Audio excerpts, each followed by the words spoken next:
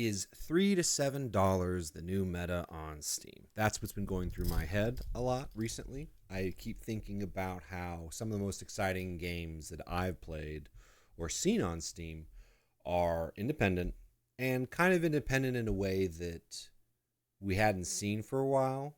Uh, Brigador came out early access 2015, 1.0 was 2016, and we already saw the tail end of like the proper first true early access era, and everything became more of a premium on polish.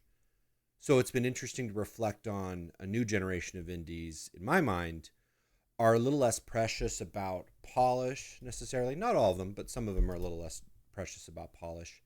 They get the job done, and they understand that in order for them to succeed, they've got to have some kind of not only hook for the game, right? It's a given that your game needs to be worth playing. Everyone understands that.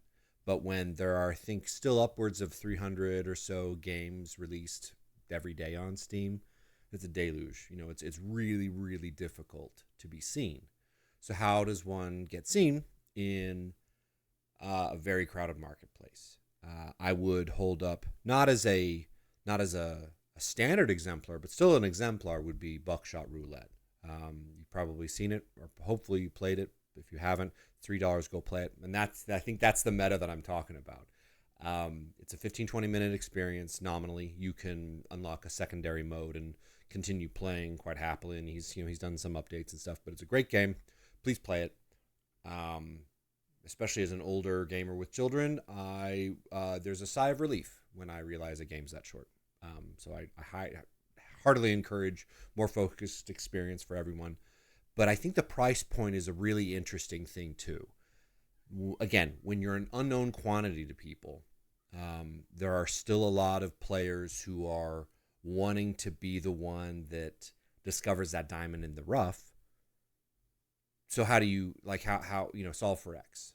And I think what you've seen, and I can think of a couple of games, all of the like backrooms liminal space games tend to exist in the $5 to $10 range for good reason. But these other indie games, Pseudo Regalia also comes to mind, are really interesting in that it's like the introductory pricing, right? It's like the cup of coffee sort of mental space, right? Where the value proposition to me, and value propositions are always very, very tricky on Steam, but the value proposition to me, as I see it, is saying, okay, take a chance. It's not much money. Hey, it's Steam. You could always refund if you really wanted to, but let's take a chance on this game, and I think you'll be surprised, and then you're going to tell your friends because you're happily surprised. Because everyone really wants to be the person that says, hey, I let you know about this game, and now I'm the cool guy that found out about Buckshot Roulette or whatever it is, right? Everyone likes to be little curators and the one in the know from the friends. Not everyone actually is that person, but they like to be that person, at least sometimes.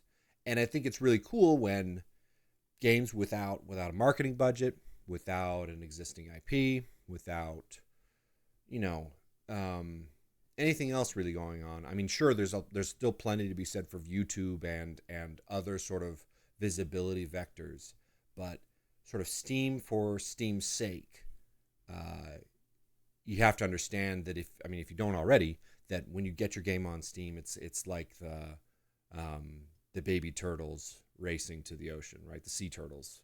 There are many predators, but also some of them are just not predators. Some are just boredom, right? It's just being buried, which completely destroys that metaphor quickly. But the idea of having to try and distinguish yourself, and we're not even talking about the design of the game too. The design of the game itself needs to be snappy and great. You need to make a great game. That's been understood for a long time, right? In order to do well, it's usually a requirement to make a good game. Sometimes you're not. Sometimes if you spend enough money telling people it's a great game, that'll work too, but most indies don't have that problem. I think it's really interesting that some of the games that I've been most excited about have operated into that $3 to $7, $3 to $9 space, and the normal reservations and expectations for a value proposition that operate above that threshold, even 15 to 20, the nominal, expected price for an indie game, when people hit that, there are a lot more quality of life and creature comforts because it's been a very competitive industry, for indies, and the expectations for quality are enormous now, and that's good. I'm glad that people expect quality now.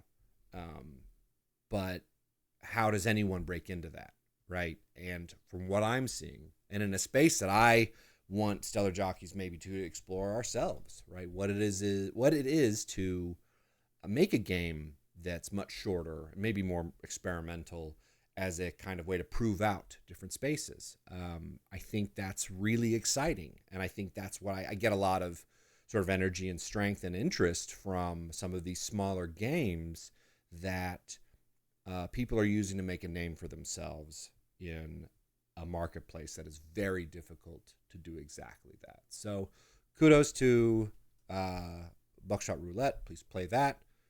Pseudo Regalia is also a lot of fun. I haven't beaten that, but I've had a lot of fun with it. There are some art games down in that category, and I know they're not making as big of a splash, but more kind of classic, true indie games, stylistically, operate down in that kind of bracket. I just think it's exciting, right? You can make up volume rather than putting all your eggs in one basket. One of my favorite quotes is still Mark Twain, who says, "Put all your eggs in one basket. Just watch that basket." This is it's not a relevant quote for what we're talking about. $3 to $7 range is saying let's sell a lot of eggs because hey, it's a cup of coffee, right? What could be the harm? But still a lot of interesting terrain to be thinking about. So that's what I've been thinking about. And if you have some comments along those lines, especially if you sold a game on Steam, I'd love to hear what you think you should pay for a game or what you should sell your game for on Steam.